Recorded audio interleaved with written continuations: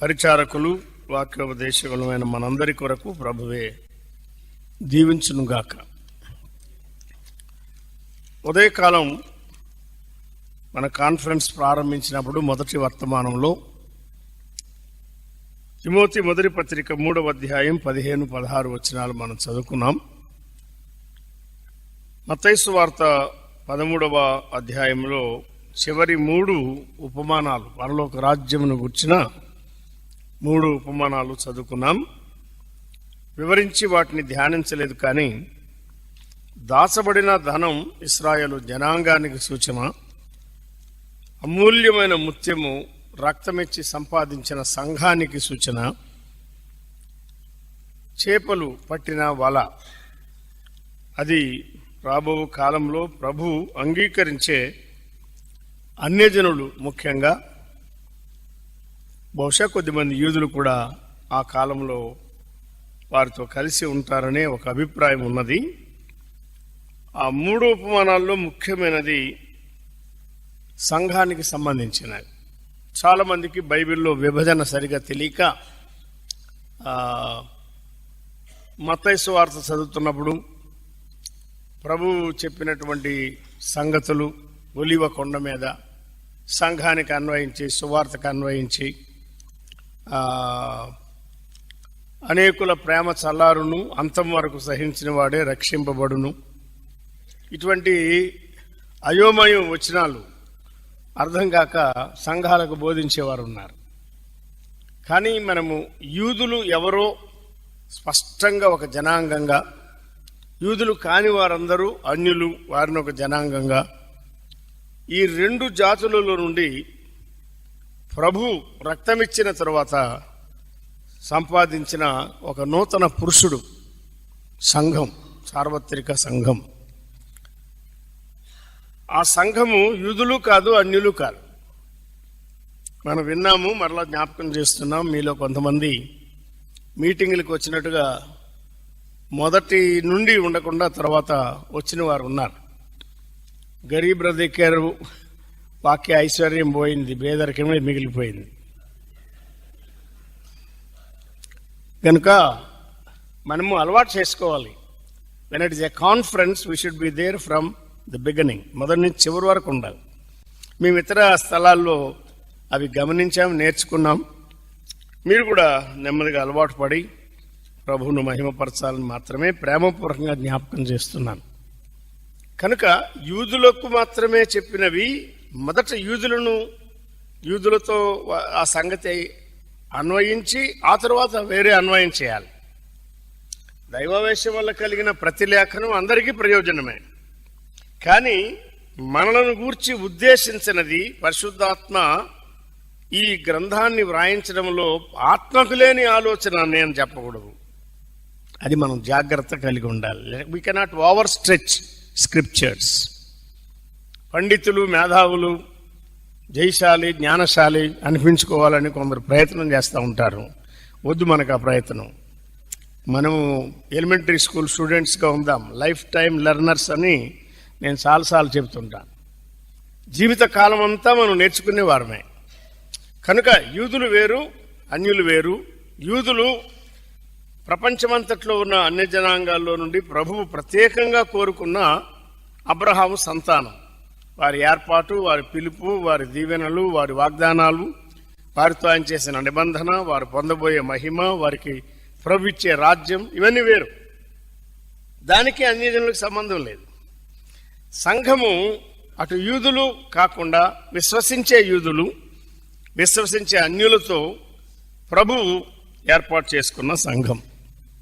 ఈ సంఘాన్ని గురించిన విషయాలు ఇప్పటికి కొన్ని సంవత్సరాలుగా నేను చదువుతున్నాను, ధ్యానిస్తున్నాను, అందిస్తున్నాను. కానీ వీటిని గురించి పూర్తి అవగాహన నాకు ఉన్నది అని నేను చెప్పలేను. అయితే ఒకప్పుడు నేను ప్రవచన పాఠాలంటే ఎక్కువ ఇష్టపడేవాడిని, ఎస్కటాలజీ. కానీ సంవత్సరాల తర్వాత ecclesiology is far far better than eschatology. సంఘాన్ని గురించిన విషయాలు, ఇప్పుడు మనం సంఘ యుగములో ఉన్నాం, సంఘాన్ని కట్టాలి, సంఘం ముఖ్యమైనది. ఆ సంఘాన్ని గురించిన విషయాలు సరిగా తెలుసుకొని సంఘ క్రమాలు, సంఘ సత్యాలు అసెంబ్లీ మెయిల్ ద్వారా 40 సంవత్సరాలు పైగా అందించడానికి మేము ప్రయత్నం చేస్తున్నాం. చాలామంది రకరకాల ఉపదేశాలు చేస్తారు, మంచిదే, కానీ సంఘము, సంఘ నియమాలు, సంఘ మర్యాదలు, వాటిని గురించినటువంటి ఉపదేశాలు తక్కువగా అందిస్తుంటారు. దేవుని వాక్యం అంటే 66 గ్రంథాలు స్థానిక సంఘానికి మనం అందించడానికి పూనుకోవాలి. మా స్థానిక సంఘానికి మేము ప్రభు కృపను పొంది ఈ 50 సంవత్సరాలు దాటి అలా అందించడానికి ప్రభు సహాయం చేశారు. ఒక 4-5 సంవత్సరాల కిందట యెహెజ్కేలు గ్రంథం ఒకటి మిగిలితే అది కూడా 48 అధ్యాయాలు ధ్యానించి అందించడానికి ప్రభు కృప చూపించాడు. There is no short cut when it comes to the study of God's word. దేవుని వాక్య పఠన అంటే అడ్డదారులు లేవు, దగ్గరదారులు లేవు, కష్టపడి చదవాల్సిందే. ప్రయాసపడి, వాక్యమందును ఉపదేశమందును ప్రయాసపడువారు, పెద్దల గురించి అదే చెప్పాడు. ప్రయాస పడకుండా మనకు వాక్యం రాదు, ప్రార్థన చేయకుండా మనకు వాక్యం రాదు, ధ్యానించకుండా మనకు వాక్యం రాదు, ప్రభువు దగ్గర కనిపెట్టకుండా మనకు వర్తమానం రాదు. కనుక మరెక్కువ జాగ్రత్త కలిగి ఉందాం. ఈ మధ్యాహ్న కాలం మనము సంఘము, దాని పోలికలు, సంఘము అనే పెద్ద అంశం అది. ఆ అంశంలో ఈ మధ్యాహ్నం చాలా క్లుప్తంగా ఎఫెసీ పత్రికలో యూనివర్సల్ క్యారెక్టర్ అంటారు, సార్వత్రిక సంఘ లక్షణాలు ఎక్కువగా చెప్పాడు ఎఫెసీ పత్రికలో. భూమి పునాది వేయబడక ముందే, జగత్ పునాది వేయబడక ముందే ప్రేమ చేత క్రీస్తు మనలను ఏర్పరచుకున్నాడు, లేక క్రీస్తులో, ఆ ప్రియునిలో తండ్రి మనలను ఏర్పరచుకున్నాడు. ఎందుకు అంటే ఆయన కృపా మహిమకు మన ద్వారా కీర్తి కలగాలని. అది నెరవేరాలి ఇప్పుడు సంఘములో మన ద్వారా. సంఘాన్ని గురించి కొన్ని పోలికలు ఆయన చెప్పాడు. శరీరము అనే పోలిక, దానికి ప్రభువు శిరస్సు, అది 1వ అధ్యాయంలోనే చెప్పాడు. 2వ అధ్యాయంలో కట్టడం అనే పోలిక, పునాది, ముఖ్యమైన మూలరాయి పునాది మన ప్రభు అయిన యేసుక్రీస్తే అని చెప్పాడు. 4వ అధ్యాయంలో శరీరం అనే దాన్ని మరెక్కువగా వివరించాడు. తర్వాత 6వ అధ్యాయంలో ఆ సంఘమే సైన్యం. ఈ లోకంలో ఉండగా సాతానుతో, సాతాను సంబంధులతో పోరాడే ఒకే ఒక శక్తి సంఘం. దురాత్మల సమూహాలు, వాయుమండల సంబంధమైన సేనలు, పాతాళలోకపు శక్తులు, అంధకార సంబంధమైన శక్తులు, వీటన్నిటితో పోరాడేది సంఘమే. మన పోరాటం ముఖ్యంగా ప్రార్థన పోరాటం, విశ్వాస సంబంధమైన పోరాటం. మనుషులతో కాదు మన పోరాటం. మనుషులతో పోరాడడం మానుకోవాలా. కొంతమంది సువార్థికులు మనుషులే పోరాడుకుంటున్నారు. ఇంట్లో సమాధానం లేదు, సువార్త ప్రకటిస్తామంటున్నారు. అది వెర్రితనం. First I should build my own home, my family. నా భార్య నా మీద ఆక్షేపణ కలిగి ఉంటే నా ప్రసంగాలు వ్యర్థం, నా పరిచర్య అనవసరం. నేను మర్యాదగా కూర్చోవడమే న్యాయం. అర్థమైందా? వేషధారణొద్దు. మన జీవితాలు క్రమపరచుకొని ప్రభువు ఎదుట కనబడినప్పుడు సిగ్గుపడనక్కరలేని పనివారి వలె యోగ్యులుగా ఉండడానికి మనం సిద్ధపడాలి. ప్రభు ఈ వర్తమానాల ద్వారా, ధ్యానాల ద్వారా, సలహాల ద్వారా మనలను ఆయన సిద్ధపరుస్తున్నాడు. 6వ అధ్యాయంలో ఆయన సైన్యాధిపతిగా ఉన్నాడు, మనం సైన్యంగా ఉన్నాం. 5వ అధ్యాయంలో 6 ముందెందుకు చెప్పామంటే రాబోతున్న ప్రభువును గురించి 6లో కాదు 5లో చెప్పాడు. ఆయన పెండ్లి కుమారుడుగా రాబోతున్నాడు. కనుక పెండ్లి కుమారుని కొరకు సిద్ధపరచబడుతున్న పెండ్లి కుమార్తె, స్పాట్లెస్ బ్రైడ్. ఆ ప్రభువు రాబోతుండగా, ఆయన పెండ్లి కుమారుడుగా రానయ్యి ఉండగా, ఆయన ఎదుర్కోవడానికి ఇక్కడ భూలోకంలో ఉండగానే సంఘం పెండ్లి కుమార్తెగా సిద్ధపరచబడుతున్నది. 4 దివ్యమైన పోలికలు చెప్పాడు. వీటిని ఎంఐఎస్లో 1-2 సార్లు అందించడం జరిగింది. అయితే ఈ మధ్యాహ్నం 1-2 విషయాలు మీకు జ్ఞాపకం చేసి నేను కొరింథీ పత్రికలోనికి రావాలని ఆశిస్తున్నాను. 2వ అధ్యాయంలో మనము 19వ వచనం నుండి చదివాం కదా. ఈ పేర అంతట్లో యూదులు కానివారు అంటే అన్యుల గురించి రాశారు. యూదులు అన్ని కలిగిన వారు, అన్ని ఆధిక్యతలు కలిగిన వారు. దేవోక్తులు వారివి, నిబంధన వారిది, అర్చన, ఆచారం, మహిమ, పితరులు వారు, వాగ్దానాలు వారివి, నిబంధన వారిది, ధర్మశాస్త్రం వారిది, అన్నీ వారికి. All privileged people. ఇక అన్యులంటే ఎవరంటే లేనివారం, కానివారం, ఏమి లేనివారం, ఏమి కాని, దేనికి కానివారం. ఇట్టి మనలను ప్రభు ఏం చేశాడో తెలుసా? యూదులతో, ఇశ్రాయేలుతో సహపౌరులు కాని మనలను ఒక రకంగా ఇశ్రాయేలు కంటే ఉన్నత స్థానానికి తెచ్చాడు. మీరు ఆలోచిస్తే ఇశ్రాయేలు నా కుమారుడు, నా జ్యేష్ఠ కుమారుడు అన్నాడు నిర్గమకాండం 4:22. కానీ క్రొత్త నిబంధనలో సంఘాన్ని గురించి ఏం చెప్పాడంటే assembly of the first born, జ్యేష్ఠుల సంఘం అన్నాడు. జ్యేష్ఠుడు ఏమిటి? జ్యేష్ఠుడు ఉంటాడు, కవల పిల్లలు అయినా మొదలు పుట్టినవాడు జ్యేష్ఠుడు. కానీ ఇక్కడేం చెప్పాడంటే విచిత్రమైన మాట చెప్పాడు, జ్యేష్ఠుల సంఘం. పరలోకమందు వ్రాయబడి ఉన్న జ్యేష్ఠుల సంఘం అన్నాడు. మనం అందరం జ్యేష్ఠులమే, అసలు మనం కనిష్ఠులం.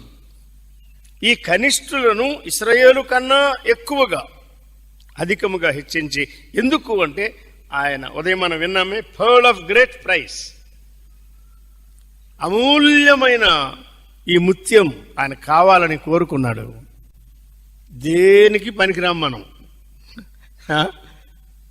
కానీ ప్రభువు తన రక్తము ద్వారా ఇచ్చిన విలువ, మనకేదైనా విలువ ఉంటే ఆ ప్రభువును బట్టి, ఆయన కార్చిన రక్తము, ఆయన చేసిన బలిని బట్టి, అంతే. దానికి ఏ విలువ లేదండి. సంఘాన్ని ఆయన ముఖ్యంగా ఎంచుకున్నాడు. ప్రభువు మొదట ఎవరి కొరకు వస్తాడు చెప్పండి? అన్యజనుల కొరకు వస్తాడా? తీర్పు తీర్చడానికి వస్తాడా? ఎవరి కొరకు వస్తాడు? యూదుల కొరకు వస్తాడా? రాజ్య పరిపాలన చేయడానికి వస్తాడా? ఎవరి కొరకు వస్తాడు? మన కొరకు వస్తాడు ఆయన. అందుకే బైబిల్ సరిగా తెలిస్తే ప్రభువును గూర్చి ఆయనకు మనకున్న సంబంధం, ఆయన పెండ్లి కుమారుడు అని చెప్పగలం. ఇశ్రాయేలుకు ఆయన రాజు, రాజు రాజు రాజు రాజు మెస్సియా, రాజ్యం, సింహాసనం, పరిపాలన, అది వారి భాగం. అన్యజనులకు ఆయన న్యాయాధిపతి. విన్నారా? ఏం లేదు బదారు, ఆయన మా అందరికీ న్యాయాధిపతి, అందరికీ రాజే, అందరికీ ప్రభువే, ఏం లేదులే వాళ్ళు అలా చెప్తూ ఉంటారులే అంటారు కొంతమంది. లేదు, దేర్ ఇస్ డిస్టింక్షన్. ఈ కాలంలో మనము పెండ్లి కుమార్తె, మన ప్రభు ఎవరు? పెండ్లి కుమారుడు. కనుక పెండ్లి కుమారుని కొరకు మనం ఎదురు చూస్తున్నాం. ఎప్పుడు వస్తాడో తెలీదు. ఆ సంగతులు మీరు ఆలోచన చేయండి. ఇక్కడ ఏక పట్టణస్థులు అని ఒక చక్కని మాట చెప్పాడు. ఇక్కడ ఫెలో సిటిజన్స్, ఆ ఇశ్రాయేలుతో ఆయన మనలను ఒకటిగా చేశాడు. మధ్య గోడ పడగొట్టి, అసలు యూదులకు అన్యులకు ద్వేషం, యూదులకు ఉన్నది ద్వేషం, అది పూర్తిగా పడగొట్టిన వాడు యేసుక్రీస్తే. ఆయన శిలువ ద్వారా, శిలువ రక్తం చేత సంధి చేసి అన్నాడు కొలసై పత్రిక. ఇవి కవల పత్రికలు. ఎఫ్సి పత్రికలో ఉన్నవే, కొలసై పత్రికలో అక్కడ ఉన్నవే ఇక్కడ ఉంటాయి. కొన్ని తేడాలు ఉన్నాయి. ఏక పట్టణస్థులుగా చేశాడు, ఏమి తేడా లేకుండా. దేవుని ఇంటి వారు అన్నాడు. చూడండి, the house hold of God.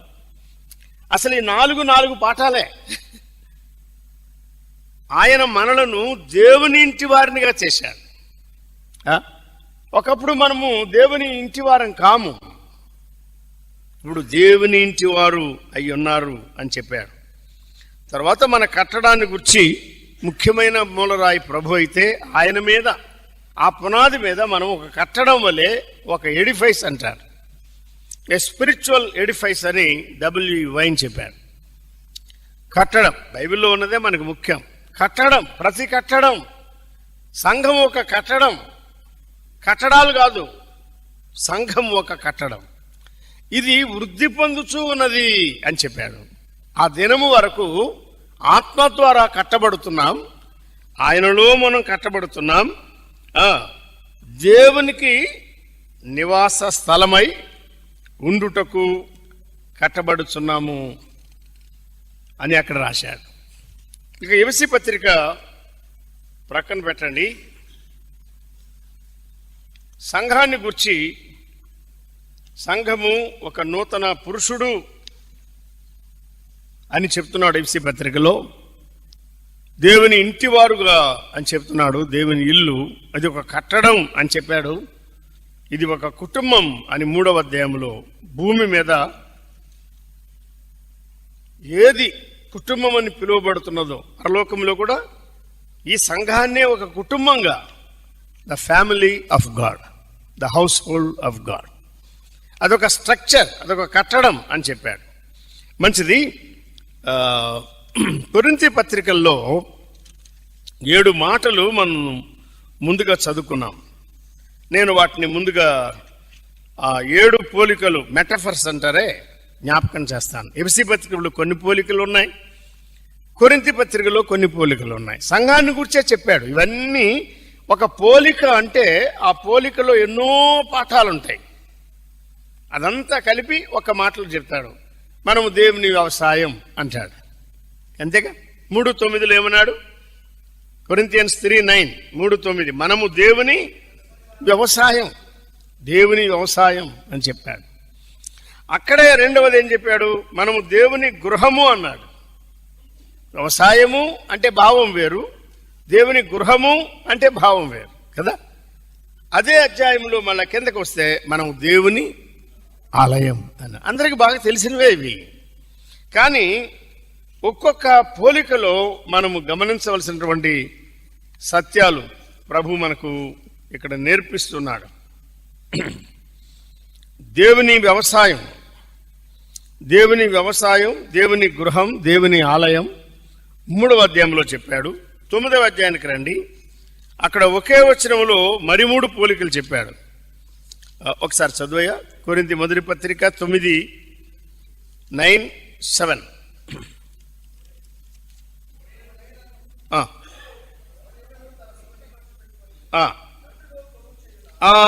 దండు అన్నాడు చూడండి.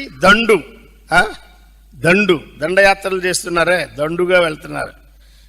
2-3 పోయినా మనం దండయాత్ర అంటాం, 40-50 మంది పోయినా దండయాత్ర అంటాం, అది వేరే సంగతి. కానీ ఇదొక దండు, ఇది దేవుని దండు, ది ఆర్మీ ఆఫ్ గాడ్, దేవుని దండు.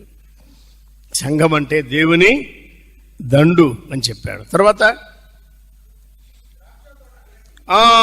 ఆ సంఘాన్ని కూర్చే ద్రాక్ష తోట అని చెప్తున్నాడు కదా.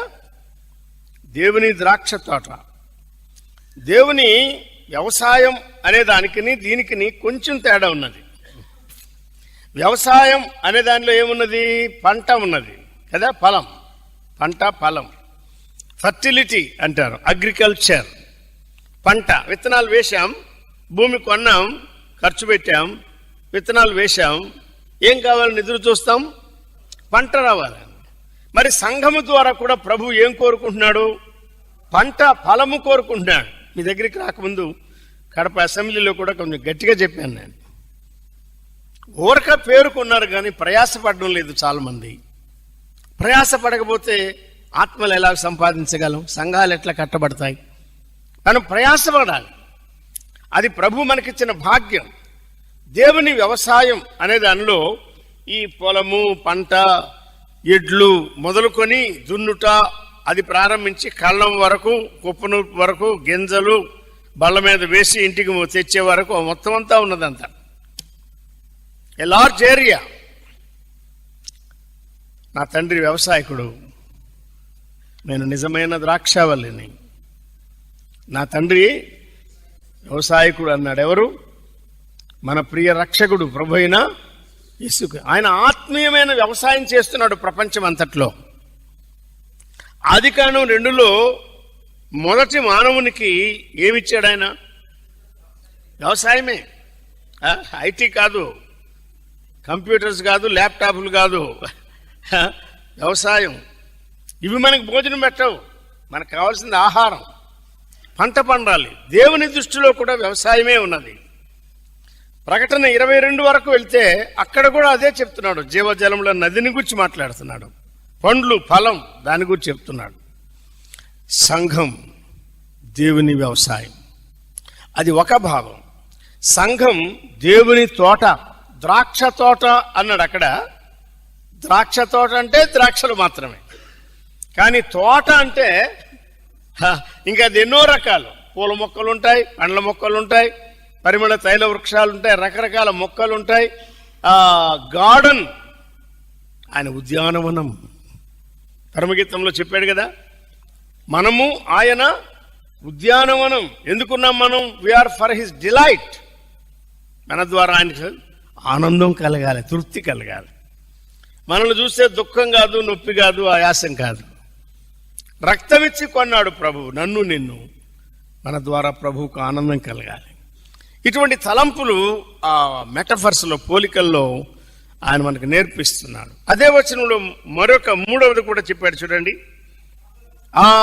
దేవుని మంద, దేవుని తోట, దేవుని మంద, దేవుని దండు, దేవుని వ్యవసాయం, దేవుని గృహం, దేవుని ఆలయం. 3 పోలికలు 3వ అధ్యాయం.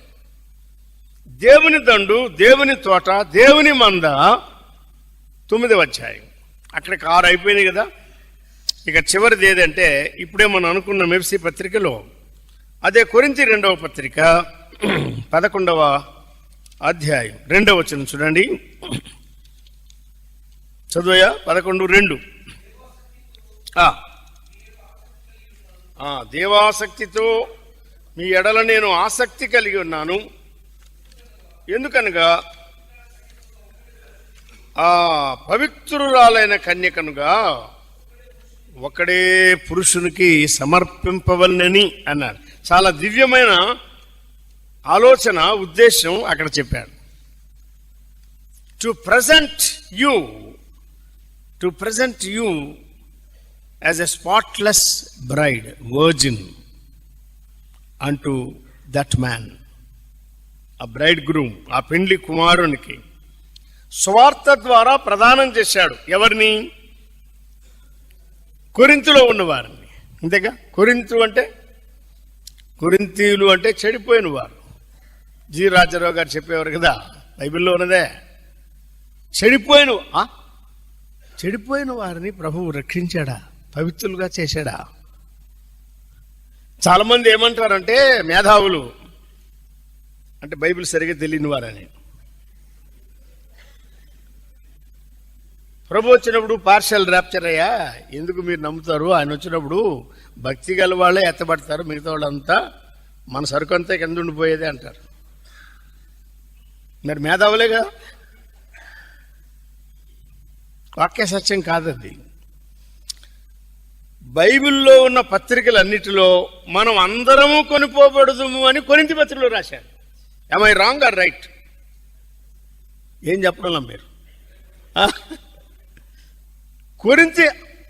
కొరింథీ పత్రికనా? కొరింథీయుల కోర్టు కేసులు ఉన్నాయి. వారిలో ఎన్ని ఉన్నాయి? అసూయలు, పగలు, కలహాలు, కక్షలు చాలా ఉన్నాయి. అయినా ప్రభు ఏం చెప్తున్నాడు పౌలు ద్వారా? బూరం రోగును మనము అందరము అనే మాట రాశాడు. we shall be raptured into his presence.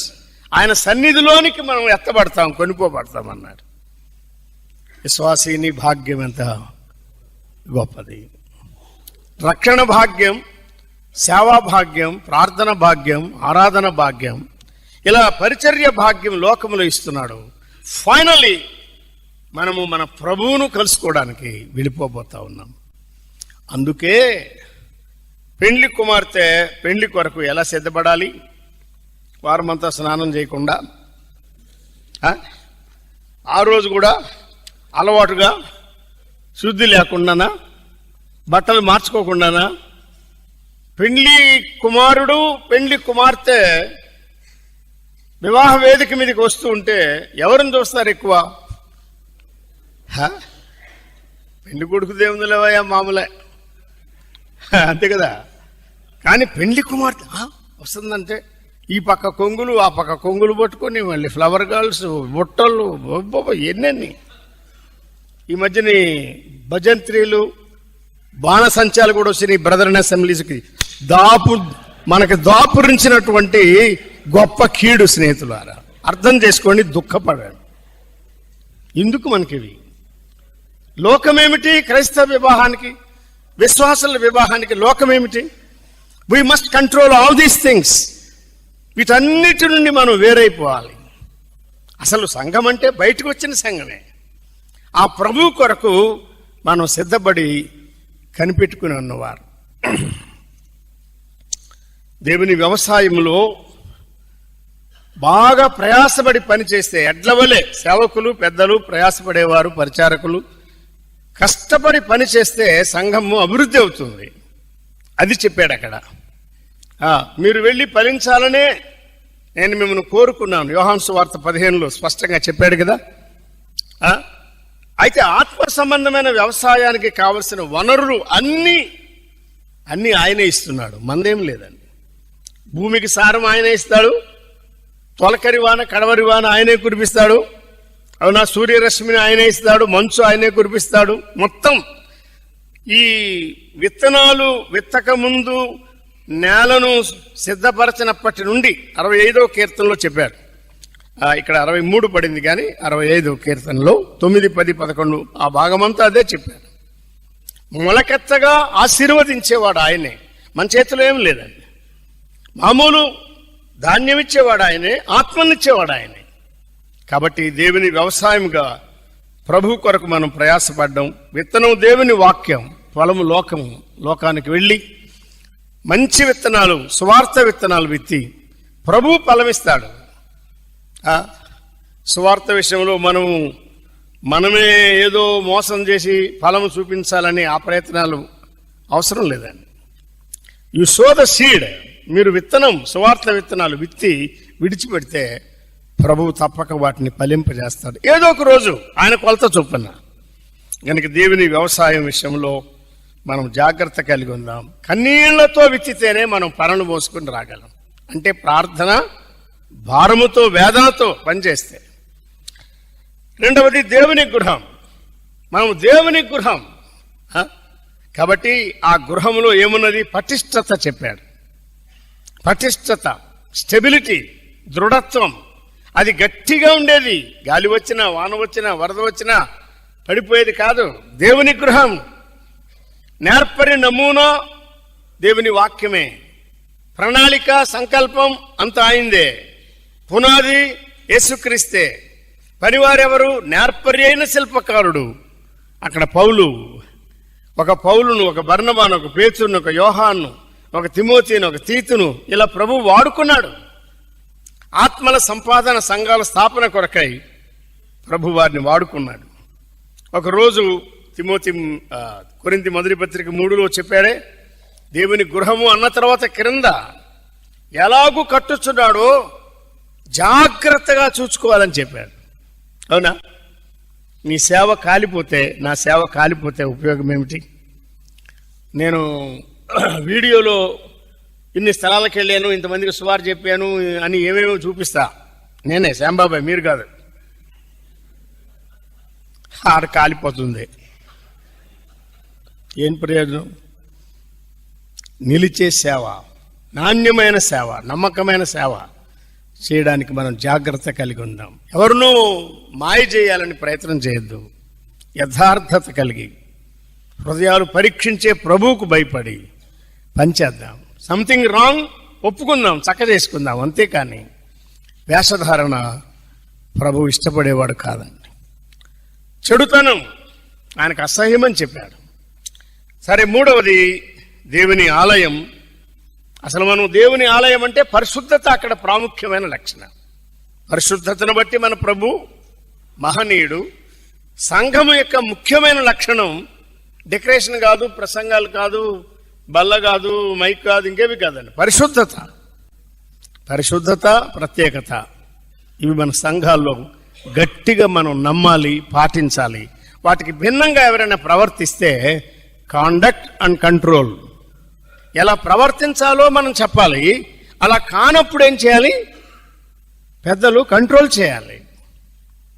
వారితో మాట్లాడి వాక్యానికి వ్యతిరేకంగా వారు చేసింది అలాగ తప్పో చెప్పి ఒప్పించి, తర్వాత మరలా కొంతకాలం వారిని గమనించి వారు ఒప్పుకున్నప్పుడు, దిద్దుకున్నప్పుడు సంఘ సహవాసంలో చేర్చుకోవడం, ఇటువంటివి సంఘాల్లో మనం తప్పక పాటించాలి. దేవుని వ్యవసాయం, దేవుని గృహం, దేవుని ఆలయం, 3 పోలికలు మనం విన్నాం. నేను త్వరగా ముగించాలని ప్రయత్నం చేస్తున్నాను. 4వది, ఇప్పుడే మనం 9వ అధ్యాయంలో చెప్పుకున్నాం కదా, మన ఒక తోట, పండ్ల తోట, పండ్లు, రకరకాల పండ్లు ఉన్నాయి. ద్రాక్షలు, దానిమ్మలు, అంజూరాలు అన్నీ ఉండే దేశాన్ని ప్రభు వారికి ఇచ్చాడు. అందులో నుండి ఫలం వారికి ఇచ్చాడు. ఒలివ ఇచ్చాడు, నూనె ఇచ్చాడు, తేనెనిచ్చాడు, అన్ని రకాల సమృద్ధి ప్రభు ఇచ్చాడు. సంఘములో ఎన్ని రకాల ఫలాలు ఉండాలి? ఆత్మ ఫలం చెప్పాడు. 9 ఏది తగ్గిపోకుండా మనం 9 కలిగిన వారమై ఉండాలి. నేను ఇక్కడ నిలబడి మాట్లాడుతున్నాను. దిగిన తర్వాత ఆత్మఫలంలో నాలో 2-3 తక్కువ ఉంటాయి. ఏం చేయాలా? చెక్ చేసుకోవాలా, యాడ్ చేసుకోవాలా, అలవాటు చేసుకోవాలా. సహనం తక్కువగా ఉంది, దీర్ఘశాంతం తక్కువగా ఉంది, మంచితనం తక్కువగా ఉంది, అలవాటు చేసుకోవాలి. ప్రేమ తక్కువగా ఉంది, అలవాటు చేసుకోవాలి. ఆ రీతిగా ప్రభు కొరకు ఎదురు చూస్తూ ఆ తోట పరమగీతంలో చెప్పినట్టుగా, నా ప్రియుడా నీవు ఎప్పుడొచ్చినా నీ కొరకు అన్ని పండ్లు దాచిపెట్టాను, ఎదురు చూస్తున్నాను, పచ్చివి పండువి, వీటన్నిటితో నీవు వచ్చి నా ప్రియుడు వేంచేయునుగాక, భోంచేయునుగాక. వేంచేసి అన్ని భోంచేయడమే నేను సిద్ధపరచినవన్నీ అని. మన జీవితంలో ఫలాలు, సేవ ద్వారా ఫలాలు, సంఘం అంటే ఫలించేదిగా ఉండాలి, విస్తరించాలి. ఇక్కడ ఉన్న చిన్న సంఘం ద్వారా, బేతేల్ ద్వారా బహుశా 4-5 సంఘాలు ఏర్పడ్డాయి. వారు పనిచేయడం ద్వారా, వారందరూ ఎక్కువ ఉద్యోగస్తులే. రతందేవి ఇటీవల వచ్చాడు. ప్రభు కొరకు పని చేయడం నేర్చుకుందాం పెద్దలారా. సోమరులుగా ఉండద్దు, నిర్లక్ష్యంగా ఉండద్దు, ఏం కాదులే అనుకోవద్దు. పూర్వకాలం పెన్సిలిన్ ఇంజక్షన్ అని ఒకటి ఇచ్చేవాళ్ళు, అన్నిటికీ పెన్సిలినే. ఇప్పుడు విశ్వాసులు కూడా ఎట్ట తయారంటే పర్వాలేదు ఇదే పెన్సిలిన్, ఎట్టున్నా పర్వాలేదు అని. ఎవరు చెప్పా నీకు? పర్వా నై కాదు, పర్వా హై. క్యాజీ బోలోజీ. ప్రభు వస్తాడు, లెక్క అడుగుతాడు. జాగ్రత్త కలిగి ఉందాం, దేవుని తోటగా ఉందాం, దేవుని దండుగా సిద్ధ మనసు కలిగి ఎప్పుడూ ప్రభు కొరకు సిద్ధంగా ఉండాలి. శత్రువుతో పోరాడాలి, సహోదరుతో కాదు. సంఘము కొరకు, సత్యం కొరకు నిలబడి ప్రభువును ఘనపరచాలి. ఆయన మంద అంటే మందలో ఎన్నో రకాల గొర్రెలు ఉంటాయి, కానీ ఒకే మంద. ఇది సౌందర్యమైన మంద అని చెప్పాడు. సంఘానికి ఉన్న సౌందర్యం మరి ఎవరికి ఇవ్వలేదు ఆయన.